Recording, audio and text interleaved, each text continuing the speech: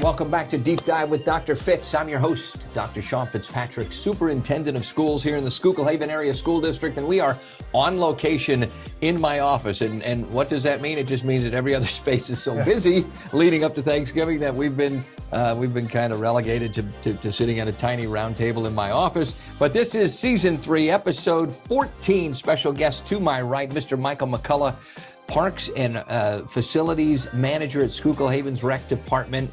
Also, I might have to throw this little shot in there. The assistant girls soccer coach, too, which district champs. Yes. Bang, I'll give you a credit for that. A great state run, down to the wire, a heartbreaking loss, but what a season.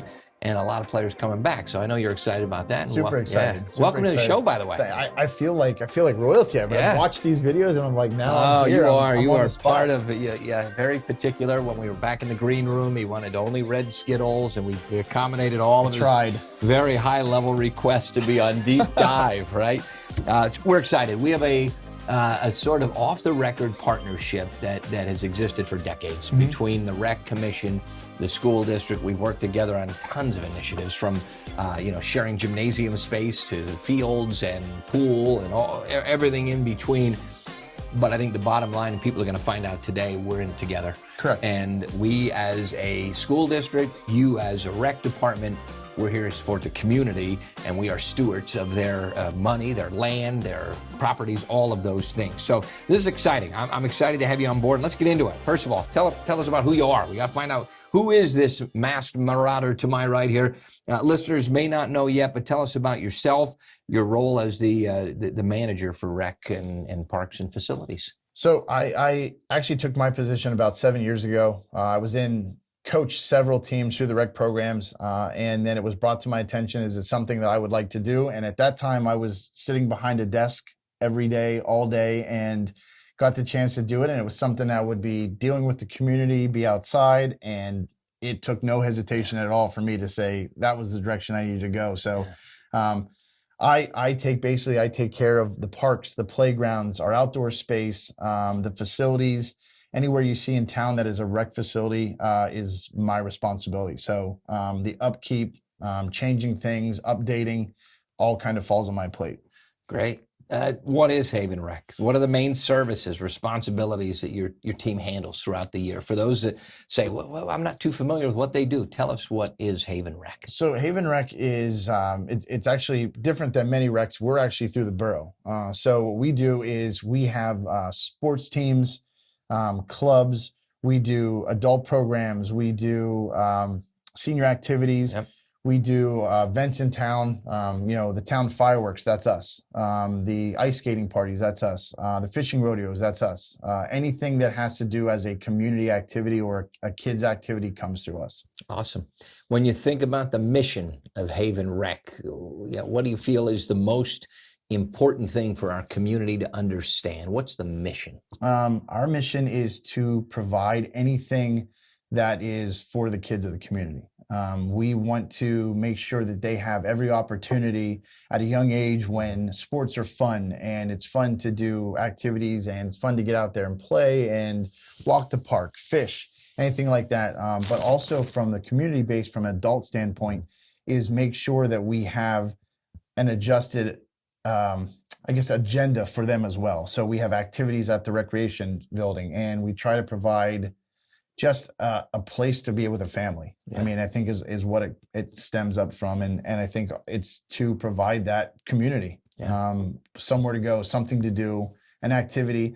We try to do a lot of our activities that don't cost anything, because we want a mom and dad and their two kids to be able to go out and do something and not have to worry about, hey, are we going to be able to afford it this weekend or not? We try to do as much on us that provides that for the people who live here. Yeah. So I'll tell you, I'm so excited. If you're living in the Schuylkill Haven area right now, it is a good time to get excited. What I've seen with this South Schuylkill Unified and the work that they're doing to improve the community, I think it ties into where we're going in this next segment of questions. Open recreation plan. That's one of the initiatives I've heard about. I know you've been working on an open recreation plan. Explain what that is and how did that come about? So we want to, as anybody that lives in a small community knows, you start to get behind on certain areas of, parks, playgrounds become a cost. And so they try to make them last longer and longer. We're at the point now where we're at that stage where it's time for us to go into the next generation of these playgrounds.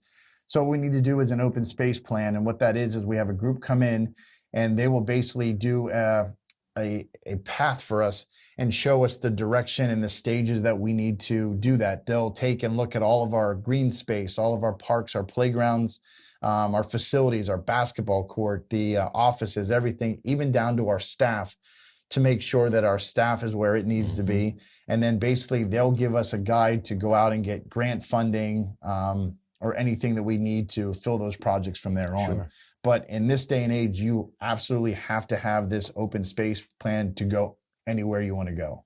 What does public involvement look like in that plan? So we have a couple different things. Right now, the group that is in, they are doing in-person surveys. So they're actually going to groups in the public and they're one-on-one talking to them. What are things you're looking for? And they tell us all the time in these meetings.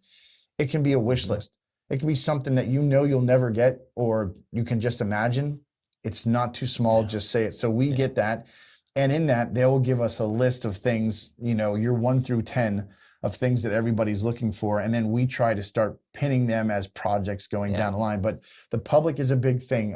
January 27th, we're actually having our next public meeting at the Recreation Building. It's open to anybody, any Schuylkill Haven residents. It's basically, they come in, it's so funny because they slap all the ideas to the wall. So you can see how much you've come up with. And it's been really beneficial.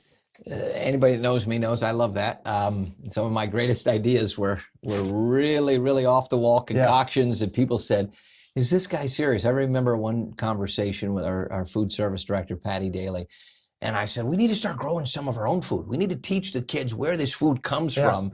And now I'm literally growing vegetables in our middle school lobby. We have a hydroponic machine operating right outside the gymnasium entrance. I was there the other day and saw it. And I could hear that. I liked it just for the sound. Absolutely. The sound alone. We're growing food, right next to our gymnasium. We built a state-of-the-art greenhouse. Katie McDonald does an amazing job with her students down there. And yes, we are now bringing food into our cafeterias that the kids were a part of growing. Roger Krause built us outdoor growing pots for the warmer seasons.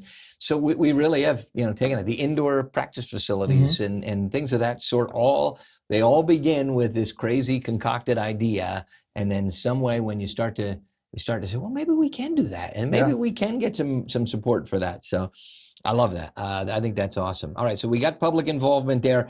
Somebody that's listening will ask you maybe, why is the plan important for the future? Is it just so that you have the blueprint, or is it more to get people excited about what's out there? I think it's to get a little bit of both. Yeah. I think the excitement to sort of drive that for people to see it come to fulfillment. Yeah. At the same point, it's a way for us to really gauge the public and see what are they really looking for. Over years, it changes. You've now come to a time where everything is a lot more. People want to be outdoors. People want to do fitness. That has evolved over the years. Playgrounds, we're now more into the what the new playground elementary. Yeah. Sensory and all abilities can use the playground. Where at times some kids weren't allowed to. Now you're able to provide equipment so that everybody can play and have fun. And it's evolved to where now we want to see next 25 years, where will we go from there? Yeah. And I think you and I share the same sentiment in the sense that what may be an upfront expense leads to years of savings and maintenance. So for example, with playgrounds, we just can't allow a playground to limit itself for a child in a wheelchair, for a child with a disability. And that's what some of our older surfaces did. The mulch, for example, it was very difficult to get a wheelchair through that mulch. When we rubberize that entire surface, we allow wheelchair access, we allow a student with a disability to easily cross it. We also don't have to replace it every year. We also don't have to wash, the floors off when the kids drag it all through the whole school, or the day that they went out right after a rainstorm and tracked the mud through the whole school. Those are upfront costs, but the long-term maintenance savings and the benefit of having just a better product, I think, has gone a long way. So another one that's brand new to me anyway, Active Transportation Project. I know you're excited about this. I don't know anything about it. What's it all about? Active Transportation Project. What is it? So in the same aspect as our open recreation plan, we have a group that has come in, and basically what they're doing is doing walkability studies of Haven. That could be from, good sidewalks, cutouts for wheelchair access ramps, better lights, street signage. We also have a big push right now. There are 3 major trails that come into Haven. And part of this active is also how can we connect those coming into Haven, come through Haven, and out through Haven, that it makes the center of town a bigger attraction, a bigger site, and allows for people to come through and explore what we have. So some of that is involved in that as well as trails, but it stems in through a lot of things, and it's kind of seeing what can be. It's as everything we've been doing and everything these plans. It's how can we improve going into the future, not so much taking a step back, but now how do we go 2 forward?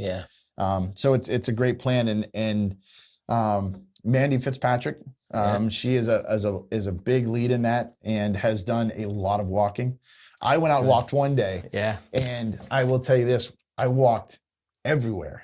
And actually, the open recreation plan, the group that came in for that, we went to every park, playground, and open space we had, and I think I put like 10 miles on in a day. It was just, they don't miss everything until you realize how much walkway and trail systems we have in town already. It's amazing.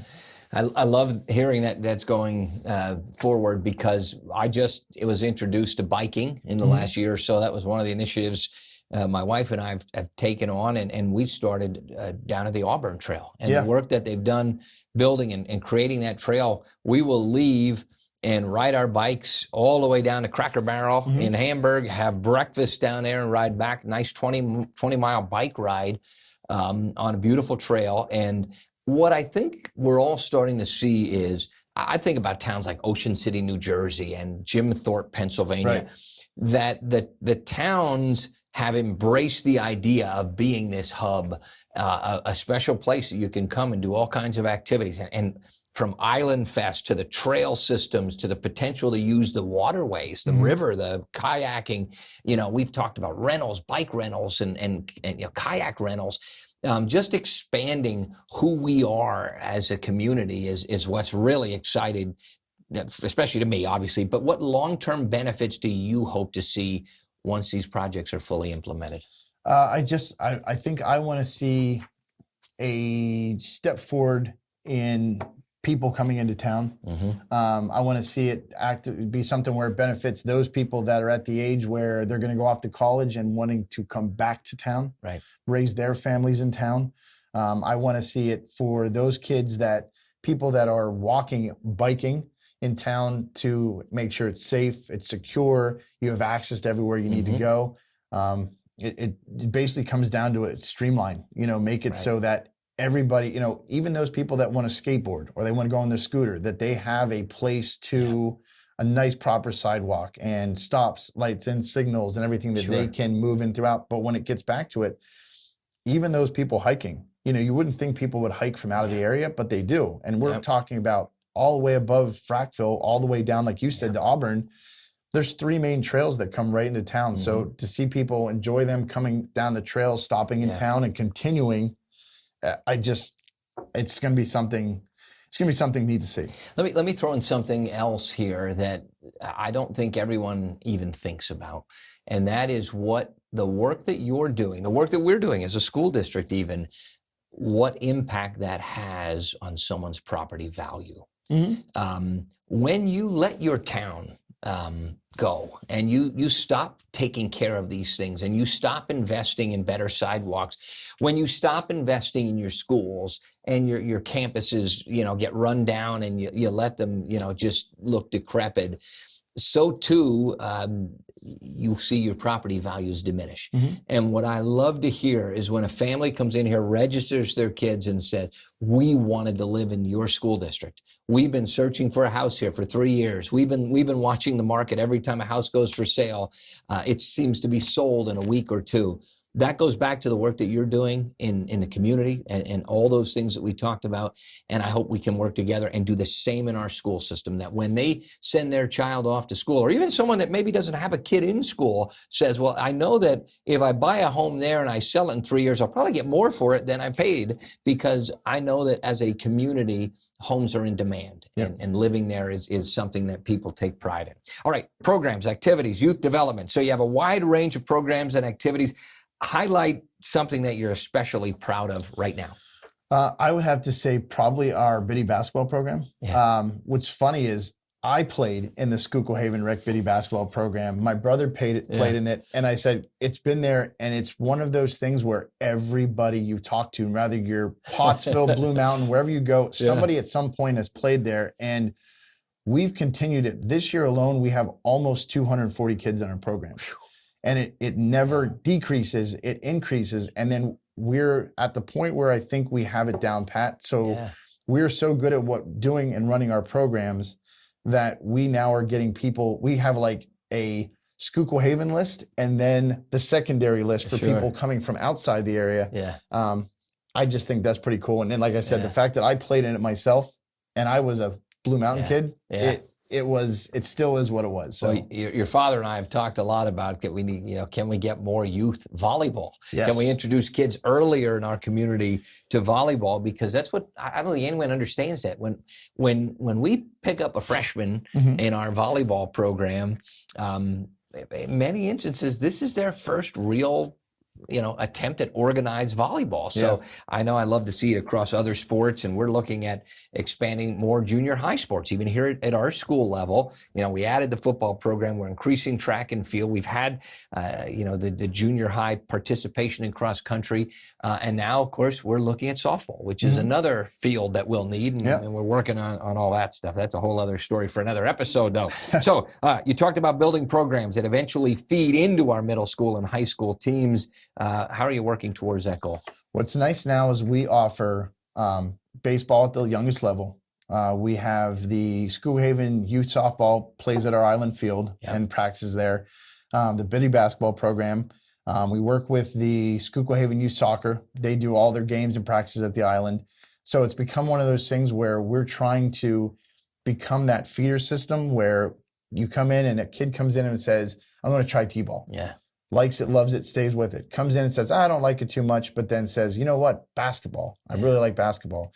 So we're trying to find that place, because I think our Haven sports are doing so well now that I think giving it that extra push is opening the doors to, where those teams go when they get to that highest level. And talking about Biddy basketball, I could probably say 3/4 of the kids in the school system at some point have played Biddy basketball for us.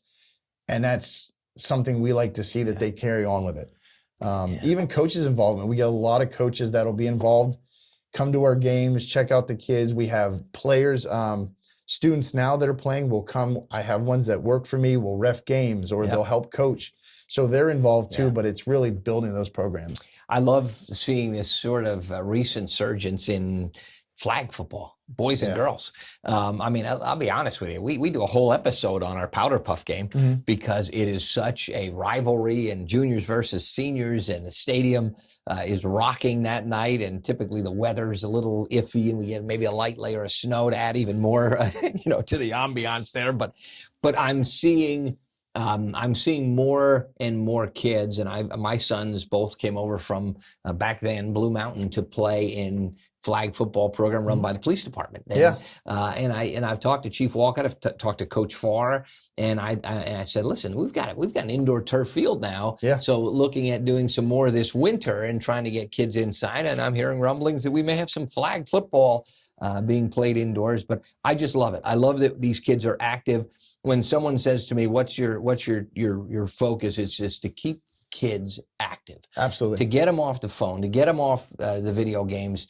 and come out and take care of your body and get exercise and have fun, learn competition, and learn some skill sets. All right, let's bring this thing to a close. Looking ahead, what are you most excited about for Haven Rec? So new this year, I think our biggest thing that we're excited about is, in years past, our biddy program has always been co-ed. So it's boys and girls both play together. And we thought, well, we've got a surge right now in girls basketball. Yeah. And what can we do to benefit that? So this year we are offering a girls league and a boys league. Wonderful. And it's allowing those girls to develop without, we all know how boys are. Yeah. Boys are hyperactive, off the wall, all over the place. And girls, sometimes I think that it stunts them at an early age because they're rather give a ball up than hold on to it and do it their own. So we've now broken it down to where we have a girls and boys division, and our numbers are incredible. Yeah. And the specifically Haven kids that are coming out for it, it's kind of the way we're going now is we have 3 or 4 groups that are all going to stay together, and it's impressive to see. But I'm very excited that we're finally able to get enough that we can push the girls program and help what they've established now and through the future. So first time in school history last year, Schuylkill League champions. yes, Little Schuylkill Haven, their girls program wins the first league title in the school's history just this past season. I know they're excited about the upcoming season, and that's great to hear. Sounds like it's working across the board down to the youth levels again. That's what it's all about. So last question, how do families, students, community, anybody, how do they get involved or learn more about rec? So anything you want to do, we're on Facebook. Of course, go to the Schuylkill Haven Recreation Facebook page. You can go on our website, havenrec@comcast.net, and or for the open recreation plan, we actually have a link on our website. There's a survey. I know nobody likes doing surveys online, but it's 15 questions. Yeah. Go on, put your input into that. That is your way of talking up. And then our public meeting in January is all public's invited. Come and just throw out ideas. Give us an idea of what people want, what people are pushing for. It's just communication. Any type of communication, we will never turn away. Excellent. Mykal McCulloch, ladies and gentlemen, great job. Pleasure having you on the show today. It feels good. It's like I'm in the seat. I'm loving this. Yeah. I love the future that we have in this community. It's looking great. And I will tell you that we're here with you. So whatever we can ever do to support each other, I know we appreciate. There's times where we call you and need help and vice versa. Let's keep that going for many, many years to come. So he is the manager, we'll call you, of all of the stuff down there. It's easy just to call it the rec, the rec. But it's more than just rec. There's facilities, there's recreation. It really is. A lot involved. So, I have a great group that works with us. We are, as they say, we are small, but we're mighty. Yeah. Daryl Cresswell, who's my right-hand man, he's the brains. Yeah. He's the brains behind it. Without him, we don't function. We're left and right shoe. Yeah. So that and all my staff, we go to task. So we try to do what we can. Keep up the good work. Thank you. We love it. Folks, be sure and share this episode. Subscribe to our YouTube channel, Deep Dive at Dr. Fitz. Check us out on Spotify and, of course, all of our social media feeds as well. And one last thing, of course, remember to make those positives so loud that the negatives are impossible to hear.